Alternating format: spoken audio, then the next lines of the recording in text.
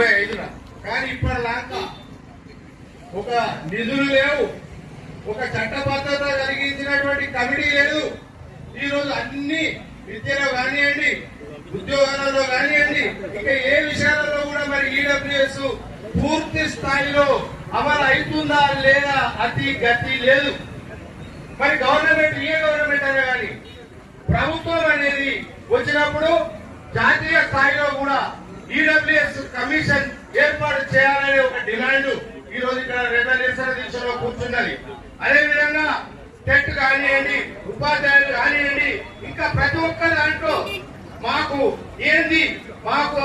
ఒక కమిషన్ ఉంటే ఆ కమిషన్ అబ్జర్వ్ చేస్తుంది. రాష్ట్ర స్థాయిలో కమిషన్ ఉంటే, ఈడబ్ల్యూఎస్ కమిషన్ ఉంటే ఈడబ్ల్యూఎస్ సంబంధించి మరి అన్ని విషయాలలో అమలు అవుతుందా లేదా అనే విషయం కూడా ఆలోచన చేస్తారు.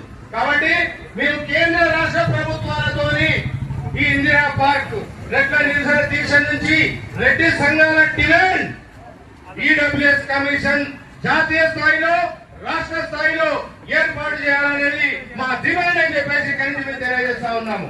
మాకు ఏ ప్రభుత్వంతో సంబంధం లేదు, మాకు ఏ రాజకీయ పార్టీతో సంబంధం లేదు.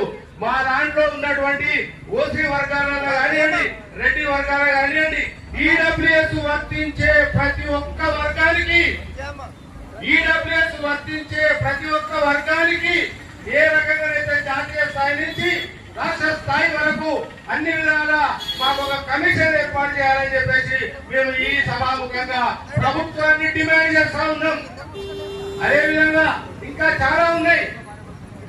ఉద్యోగాలు కానివ్వండి, ఈరోజు ఉపాధ్యాయ పరీక్షలు కానివ్వండి, ప్రతి ఒక్కటి ఈడబ్ల్యూఎస్ సంబంధించి కానివ్వండి, ఓసీలకు సంబంధించి కానివ్వండి. సరే, ఇక్కడ చాలా మంది మాట్లాడే వాళ్ళు ఉంటారు.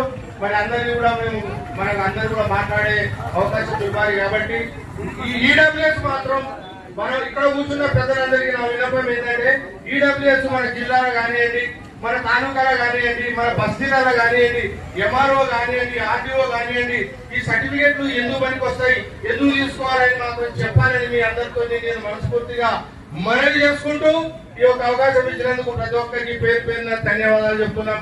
జై రెడ్డి, జై రెడ్డి, జై రెడ్డి. కొట్టం మసూదర్ రెడ్డి గారు